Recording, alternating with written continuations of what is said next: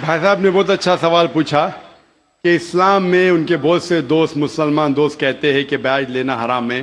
وہ یہ نہیں جانتے تھے کیوں حرام ہے، لیکن ابھی پتہ چلا کہ جو دنیا کی حالت ہے اکنامک میل ڈاؤن میں، وہ جاننا چاہتے ہیں کیوں یہ حرام ہے. اور قرآن مجید میں کم سے کم 8 جگہ لکھا ہے بیاج کے بارے میں.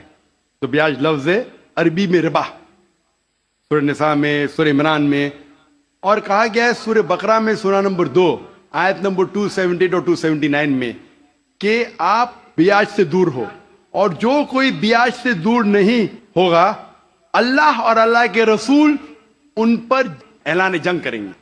بیاج اتنی بری بات ہے، گناہ کبیرہ ہے، اور گناہ کبیرہ میں امام الذہبی نے اسے 11ویں نمبر پہ رکھا. 70 گناہ کبیرہ میں 11ویں نمبر پہ رکھا. بھائی صاحب پوچھے کیوں برا ہے؟ کیونکہ بیاج سے امیر آدمی اور امیر ہوتا ہے، غریب آدمی اور غریب بنتا ہے. امیر آدمی اور امیر ہوتا ہے، غریب آدمی اور غریب بنتا ہے. عام طور پہ آپ جب لون دینے جائیں گے تو غریب آدمی کو لون کا ملتا ہے، اور امیر آدمی بتائے گا میرے پاس یہ ہے میرے پاس وہ ہے، تو اس کو لون ملتا ہے.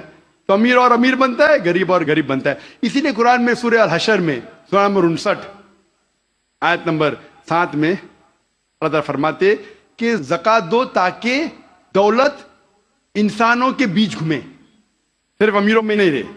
اور بیاج سے کیا ہوتا ہے؟ ان اسلامک فلسفی ہم کہتے ہیں پروفٹ اینڈ لاس شیئرنگ، منافع اور نقصان کو ہم بانٹیں گے. منافع اور نقصان بانٹنے سے پوری اکنامی ترقی کرتی ہے. اور بیاج سے آپ بینک میں بیاج لیتے ہیں، منافع یا نقصان 8%، 10%، 12% آپ کو دینا ہی دینا، نقصان یا منافع. لیکن آپ دیکھتے شیئرنگ آف دا رسپانسبلٹی، اگر نقصان ہوا تو ہم نقصان شیئر کریں گے، پروفٹ ہوا پروفٹ شیئر کریں گے.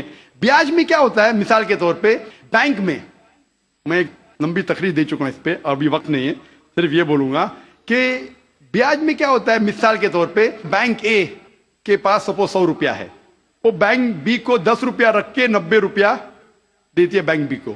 بینک بھی اس میں سے 9 روپیہ رکھتا ہے، باقی کا 90% دیتا ہے بینک سی کو. بینک سی 10% رکھتی، 90% رکھتی ڈی کو، ڈی دیتا ای کو. تو لوگ کہتے ہیں مارکیٹ میں ہزاروں روپیے ہے کتنے؟ 100 روپیہ.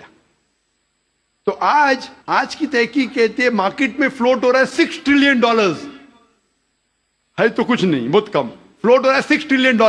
ایک جن بیٹھتا ہے سب لوگ بیٹھنے شروع ہوتے. لیمین بردرز، کون سوچ سکتا تھا کہ لیمین بردر نمبر 1 بیٹھ جائے گا؟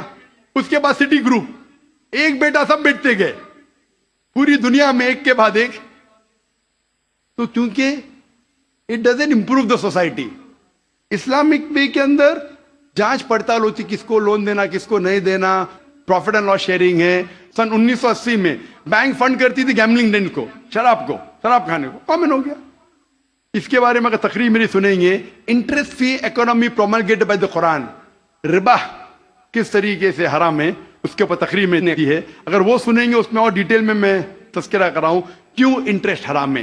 لیکن ان شارٹ واپس سے آج جاپان، امریکہ سینڈنگ ایمبیسریز اسلامک بینک کے بارے میں جاننے کے لیے. ہماری گورنمنٹ کے پاس ہم گئے تھے، میں فائنانس منسٹر چدمبرم جو فائنانس منسٹر تھے ان سے ذکر کیا تھا کہ اب اسلامک بینکنگ کیوں نہیں شروع؟ انشاءاللہ کریں گے. جب میں ملاقات ہوئی تھی جدہ میں، لیکن RBI پرمیشن نہیں دے رہی ہے کیونکہ انہوں نے تحقیق نہیں کی. انگلینڈ دے چکی ہے، کئی ممالک دے چکے. انڈیا بھی اگر اسلامک بینک کو جس میں پروفٹ اینڈ لاس شیئرنگ ہے اگر اس کی اجازت دی تو انشاءاللہ انڈین اکانومی بھی بڑھیں گی انشاءاللہ. Hope that answers the question.